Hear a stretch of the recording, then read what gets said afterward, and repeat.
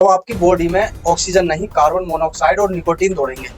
Carbon monoxide एक ऐसी gas होती है जो ज्यादा मात्रा में लेने पर इंसान की मौत तक हो जाती है। कुछ लोग फेफड़ों को बीड़ी सिगरेट का धुआं सूखने के लिए इस्तेमाल करते हैं। एक आम धूम्रपान करने वाले व्यक्ति के फेफड़ों को अगर आप निचोड़ कर देखें तो इतनी मात्रा में आपको साल भर का कैंसर पैदा करने वाला टार मिलेगा। इतना टार आपको बीमार, बहुत बीमार बनाने के लिए काफी है।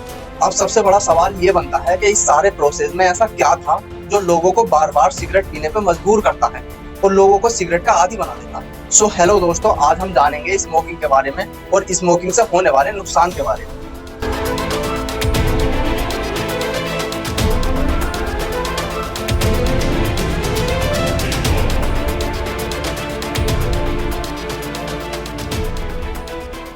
जैसे ही जब कोई सिगरेट जलाता है तो सिगरेट से जो धुआं निकलता है उस धुएं को लोग बड़े शौक से स्मोक तो कर लेते हैं, लेकिन शायद उन लोगों को ये नहीं पता होता कि इस धुएं में 7000 से अधिक खतरनाक केमिकल और गैसेस मिली होती हैं। हालांकि सिगरेट के पीछे एक फिल्टर लगा होता है जिसे सिगरेट बट कहते हैं।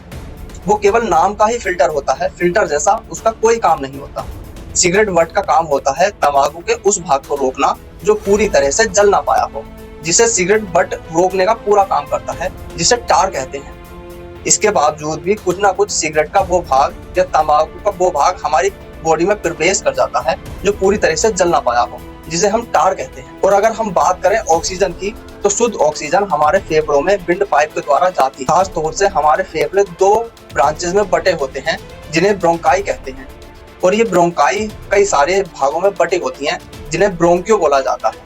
और सबसे लास्ट में जुड़ी होती है एल्वियोलाई, जिसके द्वारा ऑक्सीजन हमारे ब्लड में प्रवेश करती है, क्योंकि ये एल्वियोलाई हमारी ब्लड स्ट्रीम से जुड़ी होती है। ब्लड स्ट्रीम में ही होता है रेड ब्लड, और इस रेड ब्लड में ही हमारा ब्लड होता है, और ये ब्लड, इस ब्लड में ही होता है हीमोग्लोबिन। जैसे ही हीमोग्लोबिन हमारी बॉडी में प्रवेश करता है, ऑक्सीजन भी हीमोग्लोबिन के साथ जुड़ जाती है और हमारी पूरी बॉडी में सर्कुलेट हो जाती है। अब ऑक्सीजन और हीमोग्लोबिन को हमारी बॉडी में सर्कुलेट करने का काम करता है हार्ट। जैसे ही हार्ट हमारी ब्लड को पंप करता है, हीमोग्लोबिन के साथ ऑक्सीजन हमारी पूरी बॉडी में सर्कुलेट हो जाती है। सेम ऐसे ही जब हम सिगरेट स्मोक करते हैं तो सिगरेट के स्मोक में जो 7000 से ज्यादा गैसेस व केमिकल होते हैं, वो ऑक्सीजन के साथ या यूं कहें वो हीमोग्लोबिन के साथ जुड़कर हमारी पूरी बॉडी में प्रवेश कर जाती है।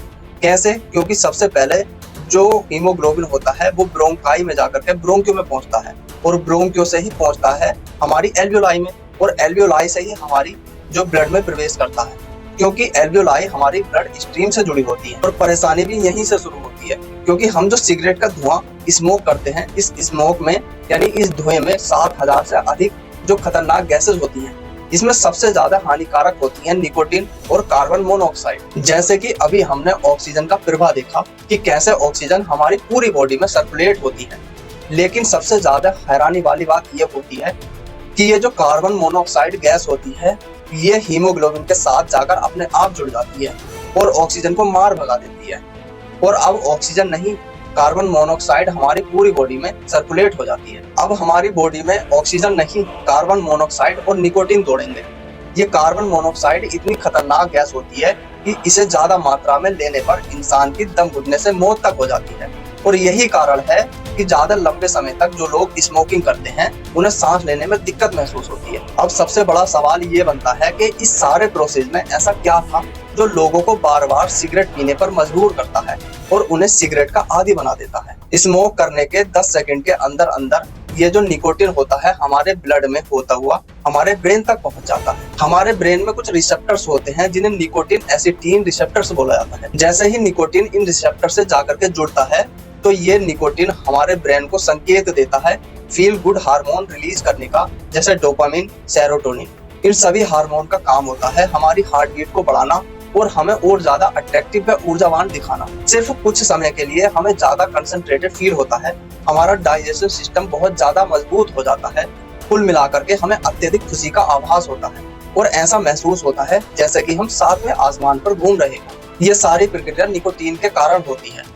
निकोटीन हमें 1.5 से 2 घंटे तक ज्यादा ऊर्जावान महसूस कराता है और उसके बाद फिर ये लीवर में जाकर ब्रेक डाउन होकर के हमारे यूरिन के रास्ते बाहर निकल जाता है।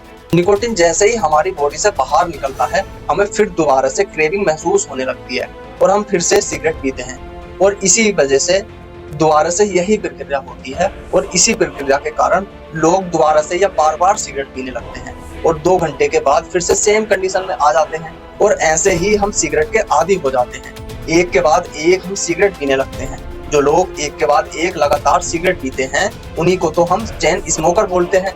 और इन चेन स्मोकर्स का बस एक ही यही काम होता है कि एक के बाद एक सिगरेट पीना और अपने आप को ऐसा महसूस कराना कि जैसे कि हम 7वें आसमान पर घूम रहे हों। ये जो हमारे ब्रोंक्योल्स होते हैं, इन ब्रोंक्योल्स में होता है म्यूकस। इस म्यूकस का काम होता है जो भी हम सांस लेते हैं उस सांस में ऑक्सीजन के साथ साथ कुछ बैक्टीरिया व वायरस मिले होते हैं।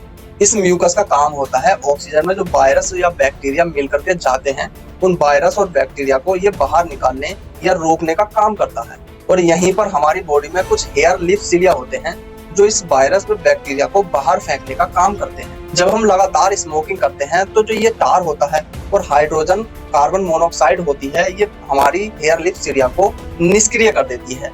और यही वो प्रक्रिया होती है या यही वो प्रोसेस होता है जिसे डॉक्टर लोग सिलियोस्टेसिस कहते हैं। प्रॉब्लम ये होती है इन हानिकारक गैसेस व वायरस को कौन बाहर फेंकेगा। इन गैसेस और वायरस को बाहर फेंकने का काम हेयर लिप सिलिया का होता है और वही डैमेज हो चुकी होती हैं। अब इन वायरस और बैक्टीरिया को बाहर फेंकने के लिए ही तो हम लोग खांसते हैं। आपने देखा व सुना होगा कि स्मोकिंग करने वाला व्यक्ति सुबह सुबह बहुत ज्यादा खांसता है। दरअसल रात में ये जो हेयर लिप सिलिया होती हैं डैमेज हो जाती हैं और सुबह सुबह अपने आप को रिकवर करके ये उन डस्ट पार्टिकल को बाहर फेंकने का काम करती है। इसीलिए एक चैन स्मोकर को सुबह सुबह ज्यादा खांसी आती है। एक चैन स्मोकर लगातार स्मोक करने से ये जो हेयर लिप सिलिया होती हैं पूर्ण रूप से समाप्त हो जाती हैं और बार बार परेशान होने की वजह से ये जो ब्रोंकियो ट्यूब होती है ये सूज जाती है। अधिक मात्रा में म्यूकस जमा होता है और एक चैन स्मोकर के जीवन में एक ऐसा फेज आता है जिसमें वो सिर्फ 24 घंटे खांसता रहता है और इसी को तो डॉक्टर लोग क्रोनिक ब्रोंकाइटिस कहते हैं। लगातार स्मोकिंग करने से ये जो स्मोक में 7000 से ज्यादा खतरनाक केमिकल और गैसेस होती हैं ये हमारी एल्वियोलाई को सुझा देती हैं, यानी कि इससे हमारी एल्वियोलाई सूज करके फैल जाती हैं और जिससे हमें सांस लेने में बहुत ज्यादा दिक्कत महसूस होती है। सिगरेट के स्मोक में ये जो 7000 से ज्यादा केमिकल और गैसेज होती हैं ये हमारे ब्लड वेसल्स में जमा हो जाती हैं जिससे हमारी ब्लड वेसल्स जाम हो जाती हैं और हमारा ब्लड का सर्कुलेशन रुक जाता है और इसी वजह से हमारे शरीर में थ्रोम्बोसिस का खतरा बना रहता है और इसी वजह से हमारे ब्रेन व हार्ट तक ब्लड नहीं पहुंच पाता और अगर ब्लड नहीं पहुंच पाएगा तो ऑक्सीजन भी नहीं पहुंच पाएगी और अगर ऑक्सीजन नहीं पहुंच पाएगी तो इंसान की मौत होना निश्चित है। तो दोस्तों उम्मीद करता हूँ ये वीडियो आपको पसंद आया होगा।